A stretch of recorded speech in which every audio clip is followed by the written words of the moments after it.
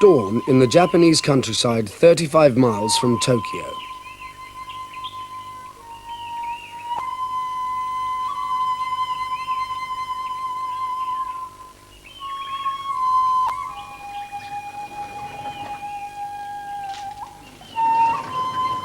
Every day of the year, Otake Risuke leaves his house at this time to pray.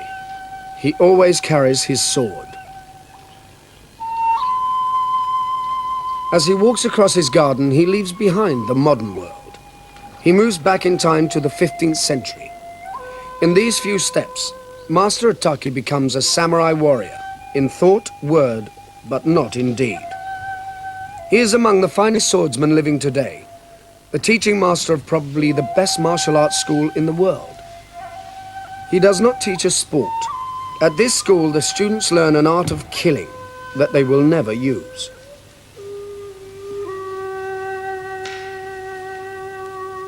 The second part of the morning ritual consists of exercises in the art of swordsmanship. The Japanese call this Iai Jutsu, the art of drawing the sword.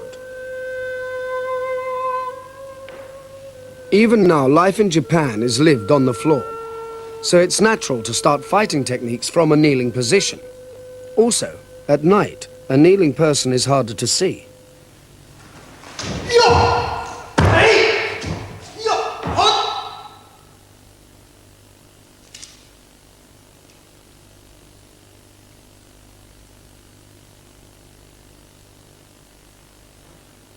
While he practices, Master Otake always imagines that there is an attacker before him and aims his blows at precise points of the attacker's body.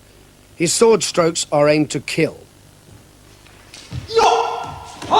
After each group of strokes, part of the technique is to shake the blood from the sword before returning it to the scabbard. He never takes his eyes from his imaginary enemy.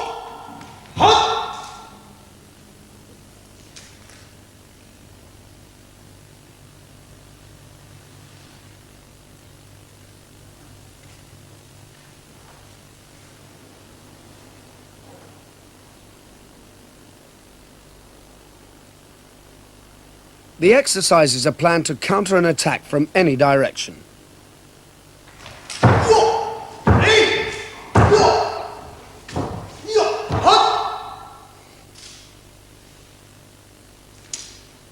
To be effective, the art must be used by a warrior who has developed his willpower. 人食い取らぬ、取らぬ、恋人を傷つけられて、それで女の人がどんなに解放しても治らなくて、それで命を落としてしまった。取らぬ、殺されたですね。そうしたらその若者がもう悲しみのどん底から必ずその虎を敵討ちしてやろうと。それでもう毎日毎日夢を持ってジャングルをさまよって虎を探して歩きました。そしたらある日虎がジャングルの向こうに寝ているところが姿が映ったもんで、よし、この虎に違いないと、これが俺の恋人を殺した虎に違いないと言って矢をつがえて撃ったんですね。そしたら狙い誤ったずその虎に突き刺さった。そして2番目の矢をつがえてそろそろ虎のそばへ行ってみたら、なんとそれが虎ではなくて虎が寝ているのによく似た椅子だと。その椅子に矢が突っ立った。そしてそれが評判になって村人たちが驚いて、弓矢が椅子に突き刺さったんだ、これじゃあもう一回やってみろ。あとはもう何回やってもダメなの、プーンプーンみんな跳ね返っちゃうね。それはやっぱりもう椅子であるということがはっきり分かってからだからダメなの。恋人の形だって言ってもう一寸不乱に矢を追いかけたので椅子に突き刺さったって。一寸岩をも通すという言葉があるね。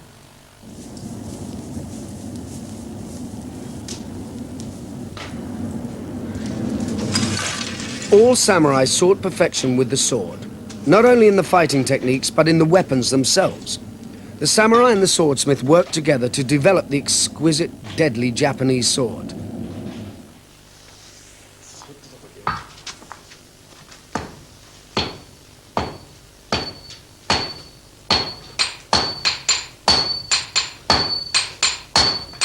Sword making reached its peak of skill by the 14th century. The process starts with a lump of crude iron.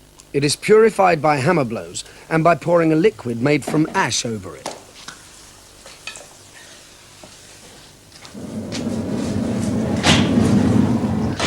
There are 6 men working in Japan now who can make swords to the standard of perfection of the old masters. And Yoshihara-san is one of them. Making a sword is a religious act, a blending of faith and skill, and the result is a work of art.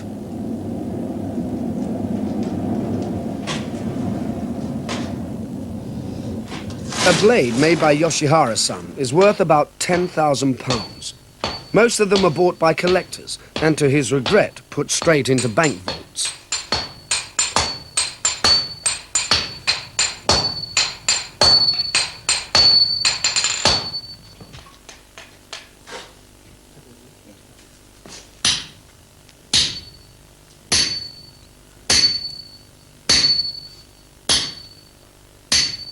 The art of making a Japanese sword lies in the folding of the metal. It is folded up to 30 times, which makes millions of layers. Out of this process comes the lightness and strength of the blade. After the folding, the lump is beaten into its final shape.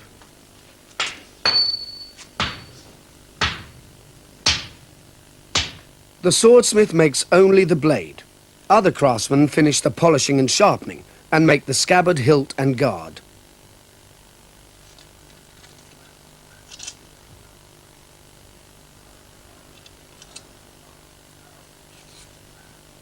Master Ataki's own sword is 600 years old, and the guard is 400 years old. Both were made by famous craftsmen.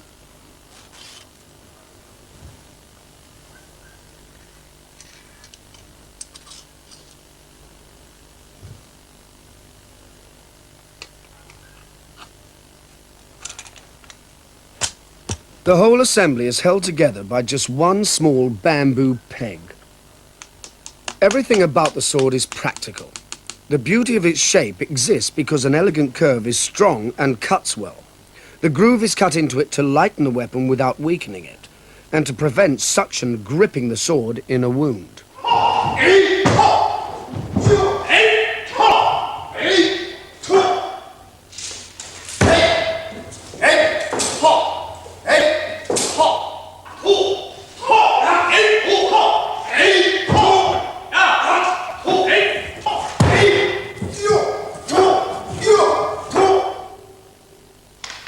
All teaching sessions at the school start with practice in the art of the sword.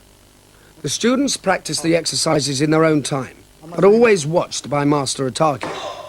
It takes many years to attain speed and precision, to get the control needed to stop the sword instantly in a focused cut.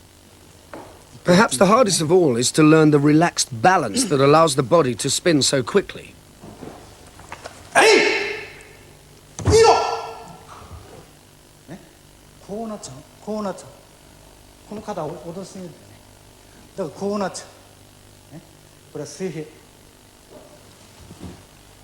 To practice the techniques of combat, the school uses wooden swords, bokken, so that a mistake does not cause injury or death.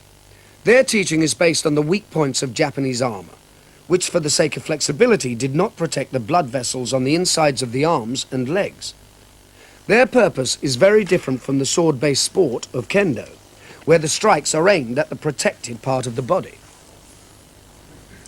この振りかぶり方、まだ後ろ見ちゃった。